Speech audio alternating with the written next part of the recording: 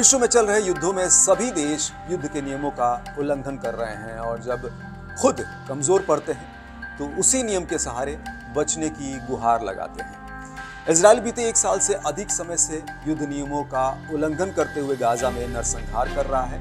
यहाँ तक कि उसके नरसंहार के खिलाफ उसकी मदद करने वाला अमेरिका तक बोल चुका है। उसके बाद भी इजराइल नहीं रुक रहा है। ऐसे में गाजा की मदद के लिए ईरान जैसे देश सामने आए हैं। इससे ईरान और इजराइल के बीच युद्ध शुरू हो गया।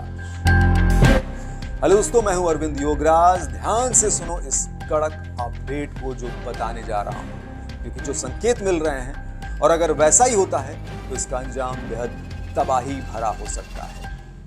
तो ईरान और इजराइल एक दूसरे पर मौका पाते ही हमला कर रहे हैं, ये हम देख रहे हैं। आशंका है कि इजराइल अंतर्राष्ट्रीय कानूनों का उल्लंघन करते हुए ईरान के परमाणु ठिकानों पर भी हमला कर सकता है। और ये बात इस तरह के पहले से मिल रहे संकेतों से ज्यादा पुख्ता तरीके से सामने आ रही है।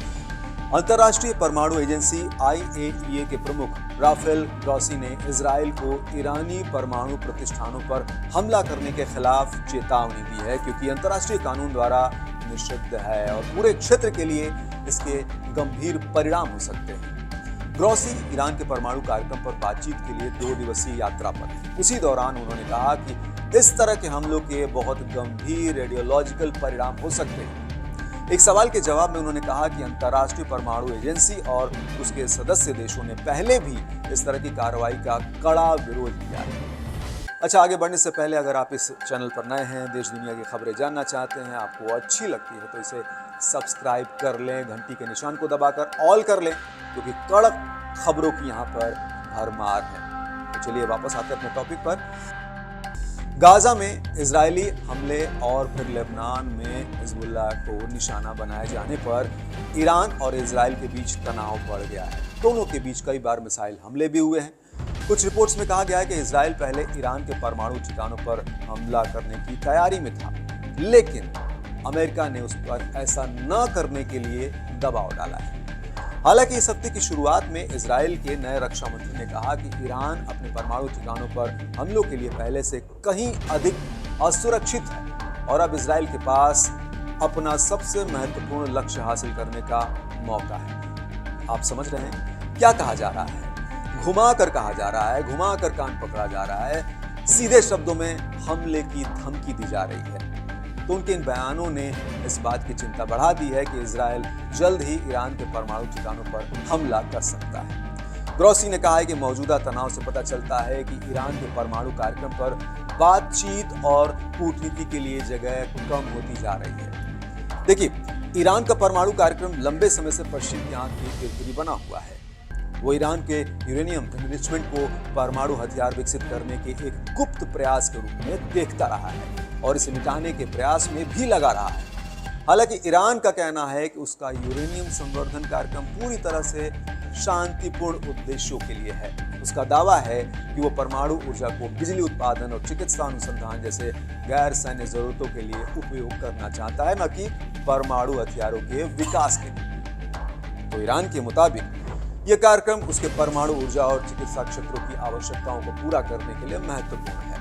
और उधर जैसा मैंने कहा कि कई पश्चिमी देश, विशेष रूप से अमेरिका और यूरोपीय देश, इस दावे पर संदेह करते हैं और इस मुद्दे पर दोनों पक्षों के बीच अक्सर विवाद और तनाव बना रहता है।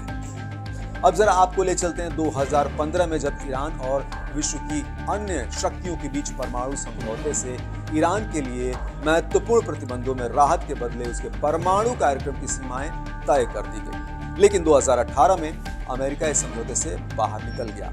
इसके बाद समझौता टूट गया और इस कारण ईरान ने अपनी यूरेनियम संवर्धन क्षमताओं को बढ़ाया। ग्रॉसी के मुताबिक अब ईरान की यूरेनियम क्षमता परमाणु हथियार बनाने के लिए जरूरी मात्रा के करीब पहुंच गई। इधर IAEA ईरानी परमाणु स्थलों पर अधिक निगरानी और सहयोग के लिए दबाव डाल रहा है, लेकिन ईरान ने लंबे समय से परमाणु हथियार बनाने से इनकार किया है और बार बार इस बात पर जोर दिया है कि उसका संवर्धन कार्यक्रम हमेशा शांतिपूर्ण रहा है। पिक्चर में IAEA का रहना काफी इंपॉर्टेंट रोल निभाता है। अच्छा, जो नहीं जानते उनके लिए IAEA यानी इंटरनेशनल एटॉमिक एनर्जी एजेंसी, अंतर्राष्ट्रीय परमाणु ऊर्जा एजेंसी, ये अंतर्राष्ट्रीय स्तर पर परमाणु सुरक्षा के मानक विकसित करता है और उन्हें लागू करने में देशों की मदद करता है ताकि दुर्घटनाओं और आपदाओं से बचा जा सके। तो IAEA एक निगरानी और सहायता एजेंसी की भूमिका निभाती है और इस पर वैश्विक परमाणु अप्रसार को बनाए रखने की जिम्मेदारी होती है। यानी खतरनाक मंशा वाले परमाणु कार्यक्रमों को रोकने का काम करता है IAEA। तो IAEA क्या सोचता है, ये अंतर्राष्ट्रीय स्तर पर वजन रखता है। खैर, उधर गुरुवार को ग्रॉसी के साथ बैठक के बाद ईरानी विदेश मंत्री अब्बास अरागची ने कहा कि उनका देश अपने परमाणु कार्यक्रम पर IAEA के साथ सहयोग और बातचीत करने के लिए तैयार है, लेकिन दबाव और धमकी के तहत ऐसा वो नहीं करेगा।